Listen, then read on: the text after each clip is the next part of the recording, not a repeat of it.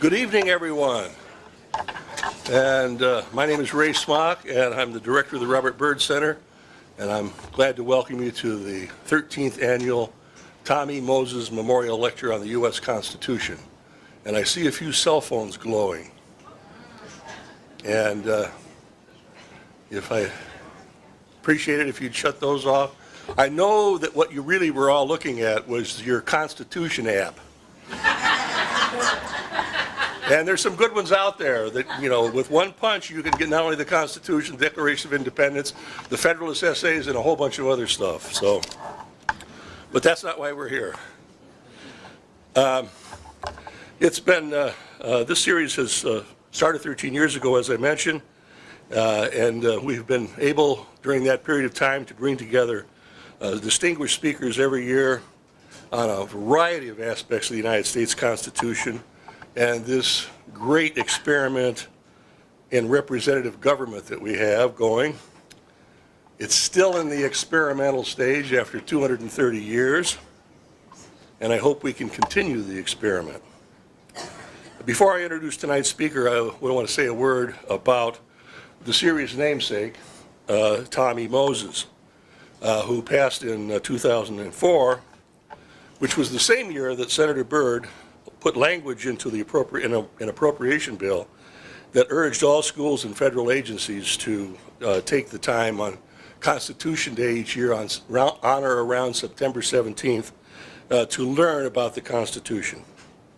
In 2005, Senator Byrd gave the first address, and then it was named after Tommy Moses. When I told Senator Byrd that Tom's family had approached us about naming this lecture in his memory and providing financial assistance, he was delighted to learn about this because he knew Tom and learned from him. It was Tom Moses and two others from this area that convinced Senator Byrd to change his mind about the necessity of having a flag-burning amendment to the United States Constitution. And Tom was against it because he knew it was an assault on free speech. Byrd listened to their arguments, agreed with them, changed his mind. He listened to his constituents and made the right decision. Tom Moses was a humanitarian, a champion of civil rights, the founder of the Eastern Panhandle branch of the American Civil Liberties Union, a decorated veteran of World War II, and a quiet man who did not like to talk about himself so much or his accomplishments, but nonetheless was always about the business of accomplishing things. He was a defender of the U.S. Constitution in war and in peace, and like Senator Byrd, he carried a copy of the Constitution in his pocket. We are delighted to have members of the Moses family here with us tonight, just as they have been with us for the past 13 years. And I want to thank also tonight the Byrd Center staff, Jody Brummage, who's back there by the camera, and Jay Wyatt, our Director of Programs and Research, for all their work in putting this program together. And I want to thank Lynn Yellett for being the first to suggest tonight's speaker to us. And immediately after the lecture tonight, we will retire to the rotunda for refreshments and for further discussion. After the lecture, we will have a question and answer session with the speaker. And but then I hope you will not just rush up here, but let him get out where he will be mingling with all of us and also signing books. And you're all expected to buy at least one copy, which he will be happy to sign for you. And now for tonight's main speaker. Ganesh Sitaraman has written a very important and original book that has gotten excellent reviews for its innovative approach to one of the most pressing issues of our time, the incredible level of economic inequality. It is titled "The Crisis of the Middle Class Constitution: Why Economic Inequality Threatens Our Republic." His argument is based on an original interpretation of the Constitution, not just the words of the document, but how the idea of the American Constitution is woven into the fabric of our history, our politics, and our economy, and has been such since the beginning. How can we have a republic where the rulers are supposed to be the people if only 1% of the people have most of the wealth and the power that that wealth imparts? Are we still a republic? Do we still have representative democracy, or have we already become an oligarchy where only the rich rule and we the people are robbed of our power? Ganesh Sitaraman is professor of law at Vanderbilt University and a senior fellow at the Center for American Progress. He has been a top advisor to Senator Elizabeth Warren and friends with her and influenced by her and she by him since he first took her class at Harvard in contract law. He was born in Minnesota. He's a graduate of Harvard Law School, the University of Cambridge, and Harvard Law School, where he was editor of the Harvard Law Review. He has also been a research fellow at the Counterinsurgency Training Center in Kabul, Afghanistan, and served as clerk to Judge Stephen F. Williams on the U.S. Court of Appeals in D.C. His earlier book, The Counterinsurgency Constitution, Law in the Age of Small Wars, won the Palmer Civil Liberties Prize in 2013. Please welcome Professor Ganesh Sitaraman.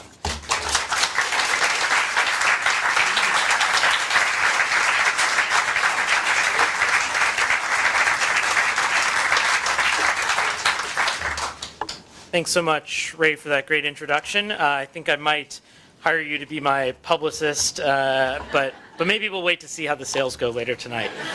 I also want to thank Jay Wyatt for inviting me and helping put this event together, and for everyone at the Byrd Center for their work in setting this up. It's very exciting to be here with you today to talk about what I think is one of the most important questions facing our society, and as I'll argue today, facing our constitutional system, and that's economic inequality. Now, many of you are probably skeptical that the Constitution has anything to do with economic inequality. After all, the text of the document doesn't say anything about economic equality, doesn't say anything about economic inequality, doesn't say anything about the middle class, about the rich, about the poor. And if anything, these days, the Constitution seems to get in the way of doing something about economic inequality. For example, the First Amendment has been interpreted to allow the wealthiest people in this country and corporations to influence elections to a greater degree than everybody else can. But before I get into the details of my argument, I want to acknowledge two absent people who I think loom large in this room, and perhaps especially so given the topic of my remarks.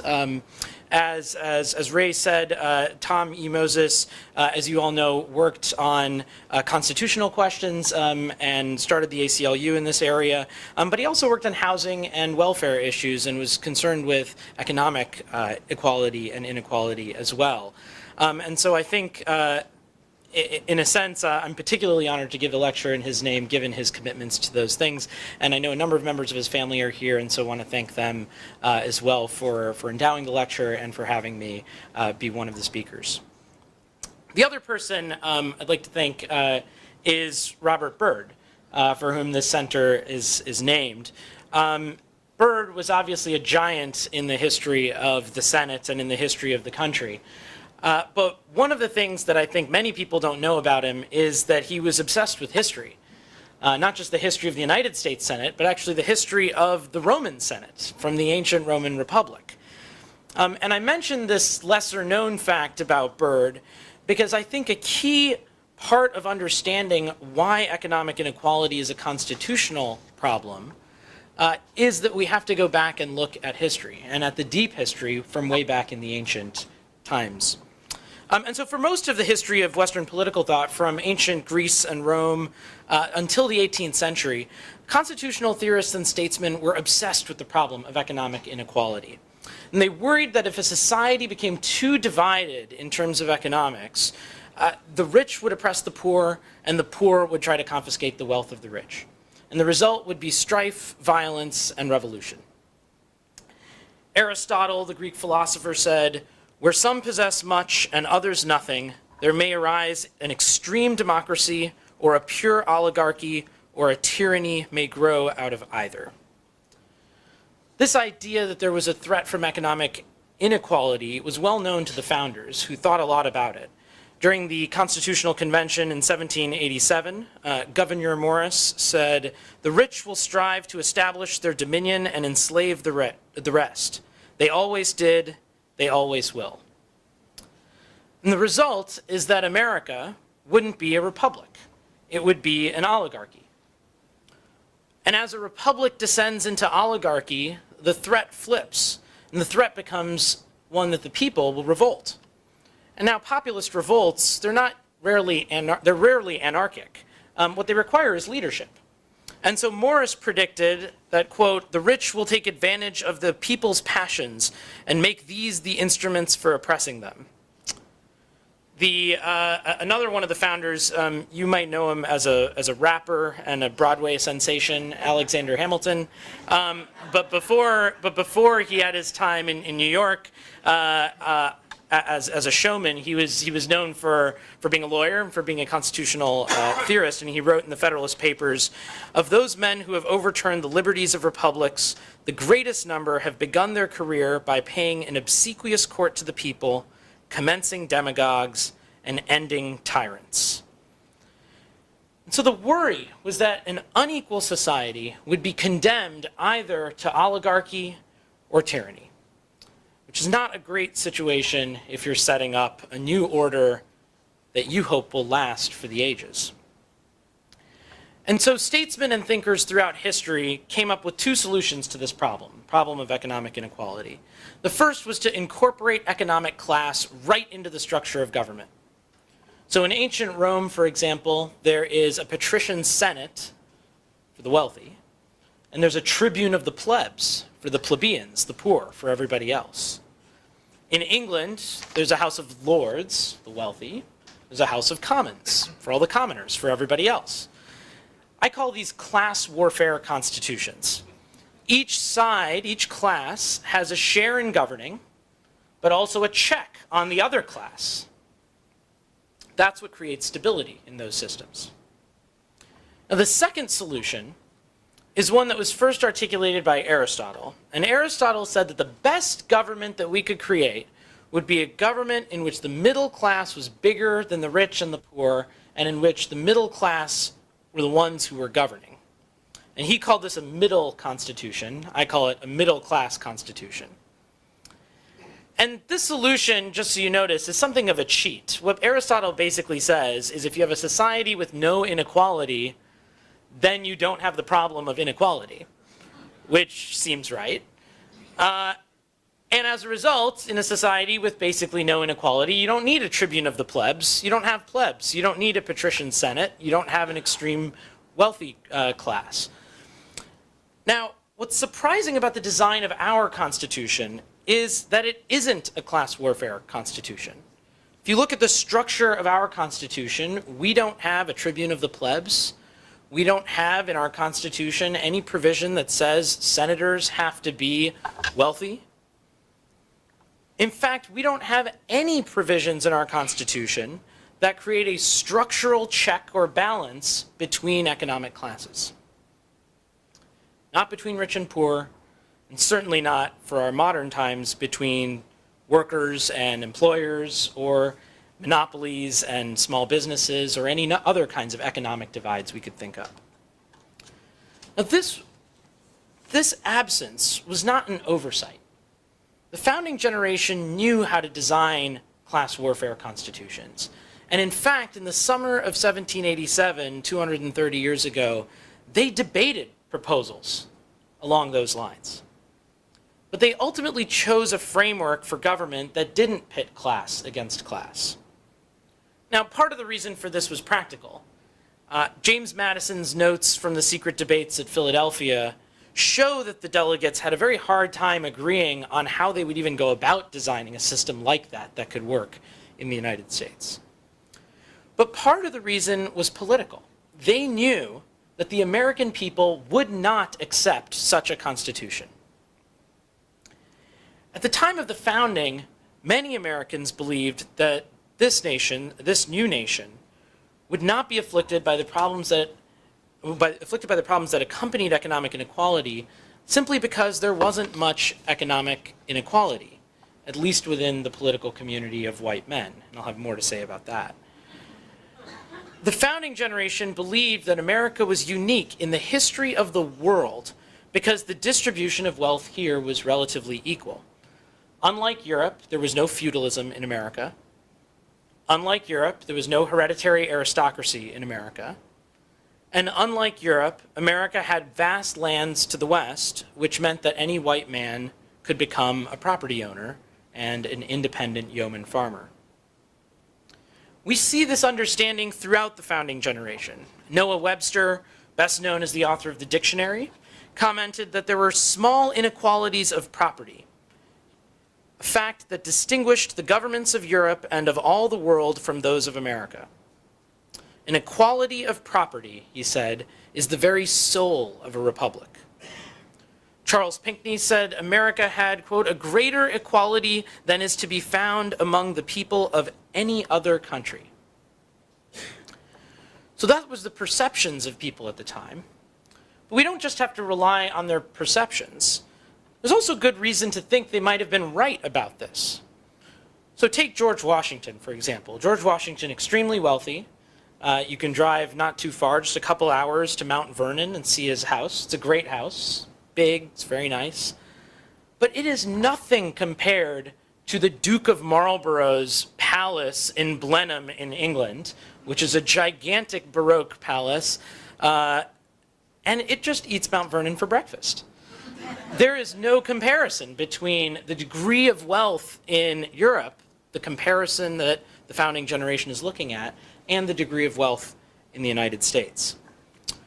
More systematically than that kind of casual example, two economic historians, Peter Lindert and Jeff Williamson at Berkeley and Harvard, have done probably the most extensive work on economic inequality at the time of the founding.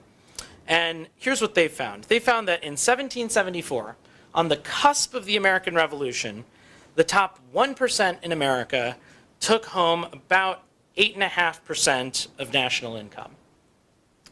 And that includes slavery. For comparison, the top 1% today takes home more than 20% of our national income. Lindert and Williamson conclude that in the late 18th century, America had the most egalitarian distribution of wealth of any place in the world. And so with this relative equality as a backdrop, when the founding generation adopted our Constitution, they didn't make it a class warfare constitution. What we have is a middle-class constitution, a constitution based on the assumption that America had and would continue to have relative economic equality. Now, over the course of the 19th century, everything changed. Industrialization, urbanization, the closing of the frontier, the shift from artisanal and agricultural work to wage work in factories, these developments all put pressure on the economic foundations of our constitutional system. During the Gilded Age, economic inequality was on the rise, and economic power was increasingly concentrated in a small number of robber barons and plutocrats. And people at the time thought this was a serious threat to our republic, a serious threat to our constitutional system. And I'm just going to read you one passage directly from my book to give you a feel at a kind of granular level of the situation at this time in the 1890s. Marcus Daly was determined to stop William Andrews Clark. Clark, like Daly, was an industrial magnate who owned copper mines, mills, smelters, lumber, banks, retail stores, newspapers, and utilities. But what Clark really wanted was to win elected office in Montana. Partly, he wanted the status and power that came with public leadership. Partly, he wanted to support policies that would improve his business holdings and harm those of Daly. When Clark stood for Congress in 1888, Daly men pasted their hand-picked candidate's name over Clark's on ballots, leading to Clark's loss in an instance of spectacular fraud. And so began Montana's War of the Copper Kings.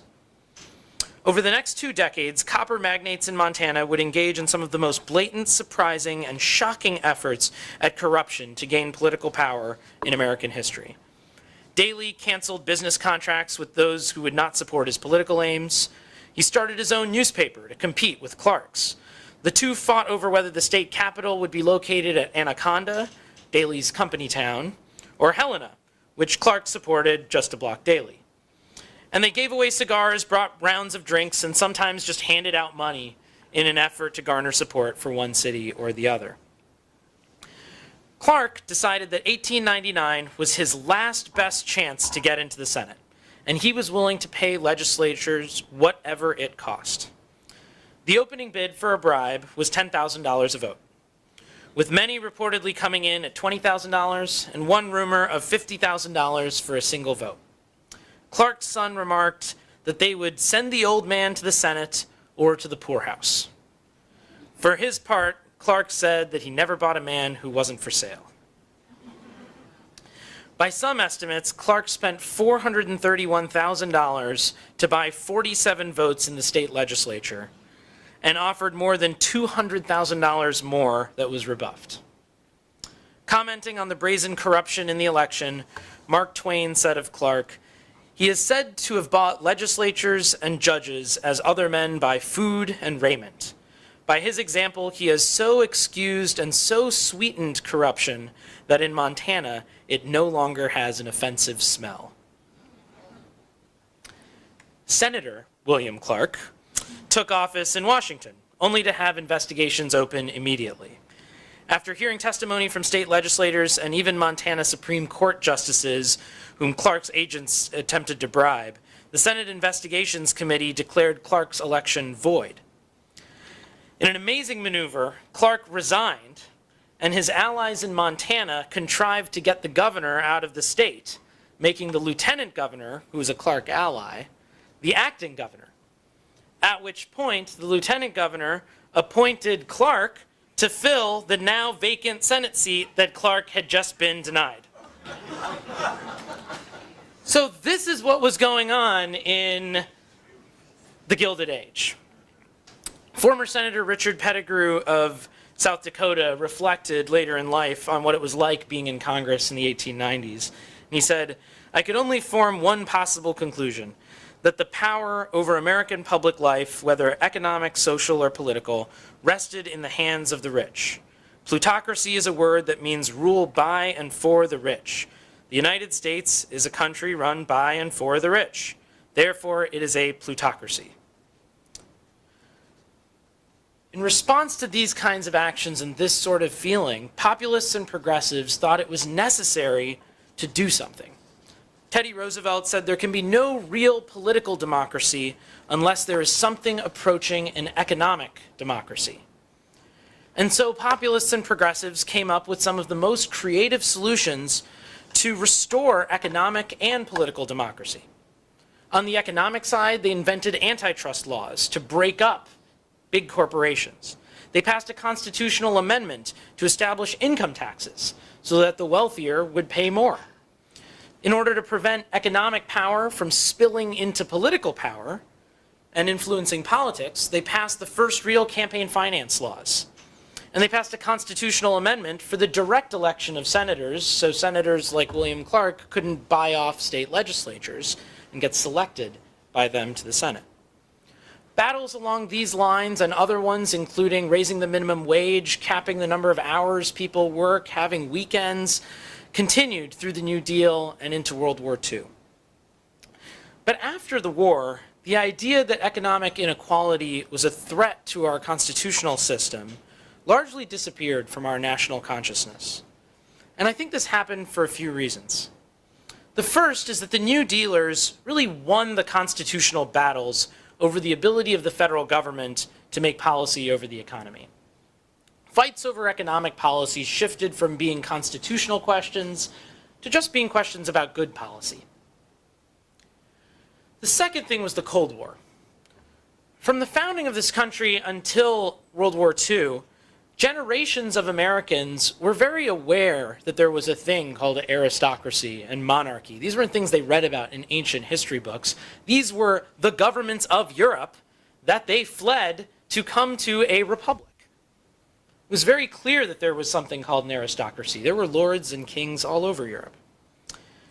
By the post-war era, the divide was no longer a divide between republics and aristocracies, republics and monarchies. It was a divide between communism and capitalism.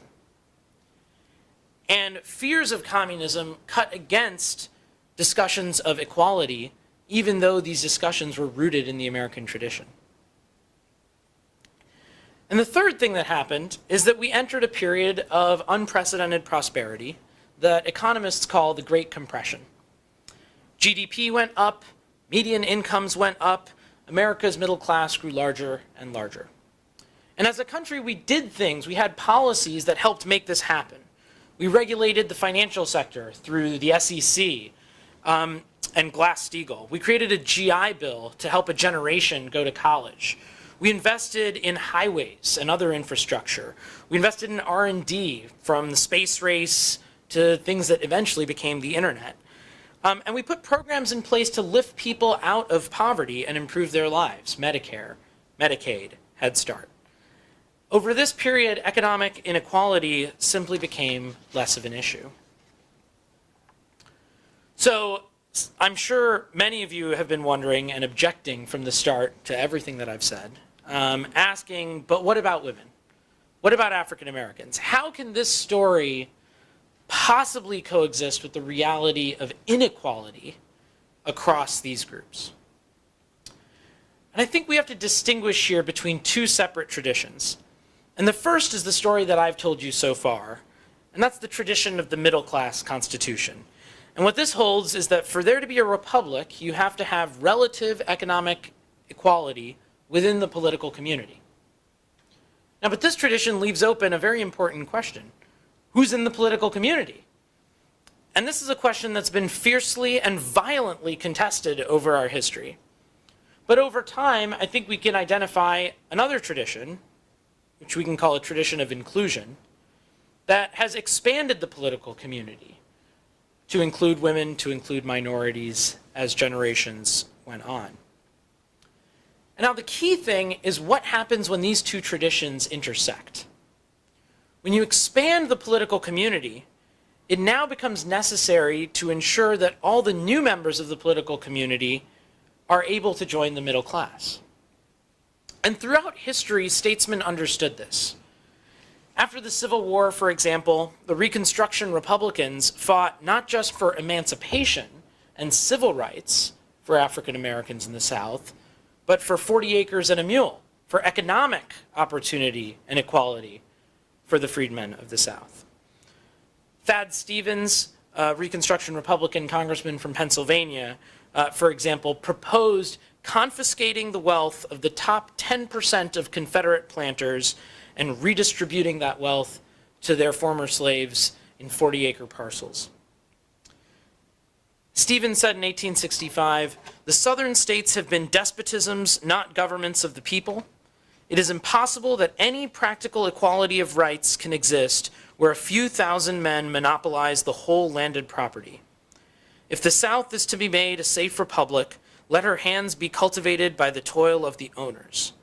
This must be done, though it drive her nobility into exile. If they go, all the better." After his death in 1868, one of his colleagues summed up his views.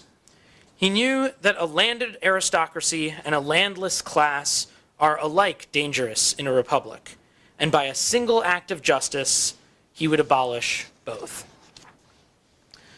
The civil rights generation in the 1960s recognized this as well. The March on Washington, for example, where Martin Luther King gave his famous "I Have a Dream" speech, we often forget was officially titled the March for Jobs and Freedom. It was not just about civil rights, but economic equality and opportunity as well. Now, the interplay between these traditions, inclusion and the middle class constitution, isn't clean and it isn't neat. Some movements, like the Jacksonians, were inclusive economically, but not racially. The Reconstruction Republicans expanded voting for African Americans, but not women. But others were. There was a strand of populists in the 1890s, for example, that tried in the South to build a biracial coalition of working people. The civil rights movement worked on race, gender, and economics all at once. The key thing, I think, is that to have a republic like ours, where we don't have class distinctions built into the structure of government, everyone in our political community needs to be able to be and needs to be a member of our middle class. And the problem, of course, is that today we're once again in an era of rising economic inequality. The wealthiest individuals take home a greater and greater share of our national wealth. And in major sectors of the economy, banking, airlines, agriculture, pharma, telecom, economic power is increasingly concentrated in a small number of companies that control entire sectors of our lives and control our government in some cases. And while much of the debate has been on the moral or economic consequences of economic inequality, I think the more fundamental problem is that our constitutional system might not be able to survive in an unequal economy. Between campaign contributions, lobbying, the revolving door, the capture of regulators, and even think tanks, all of these features of our current political system skew policymaking to favor the wealthy and entrenched economic interests. And this is a constitutional problem. It is a problem for our republic. And what I think the long history of republics shows us is that we basically have a couple of options for how to deal with it. The first is that we could just abandon the project of being a middle-class nation. We could embrace the class warfare approach to constitutional design that existed from the ancients onward, and we could say, we should amend the Constitution. Maybe we should just have one house for the rich and one house for everyone else. We could create a tribune of the plebs to represent everyone else against the interests of corporations and the wealthiest 1%. Some commentators have actually suggested this kind of thing. There was one professor at the University of Chicago who thinks we should have a tribune of the plebs of 51 randomly chosen citizens who can veto legislation, veto Supreme Court decisions, veto executive actions. I think this is unlikely. I think it's also probably undesirable. I don't think we want to give up on the idea of being a middle-class nation, a place where everyone can have economic opportunity and political equality. And so the second option that we have is that we have to rebuild the middle class, and we have to make our politics more democratic. And I think there's a lot of things that we could talk about here: raising the minimum wage, organizing working class people through unions and political movements. We can talk about reviving our antitrust laws. We can talk about political reforms to voting and gerrymandering and campaign finance. But the bottom line is we have to do these things not because they increase economic growth or efficiency, and not just for moral reasons. We have to do them if we want to preserve our constitutional system. Because for all its resilience and all its longevity, our Constitution doesn't have structural checks built into it to prevent oligarchy or populist demagogues. And the father of the Constitution, in fact, even understood this. Toward the end of his life, James Madison commented that the number of Americans who had only the bare necessities of life would one day increase. And when it did, Madison said, the institutions and laws of the country must be adapted, and it will require for the task all the wisdom of the wisest patriots. And so with economic inequality rising, with the middle class collapsing, the deep question we must ask today, I think, is whether our generation has wise patriots who, like the populists and progressives a century ago, will adapt the institutions and laws of our country, and in the process, save our republic and preserve our Constitution. Thank you.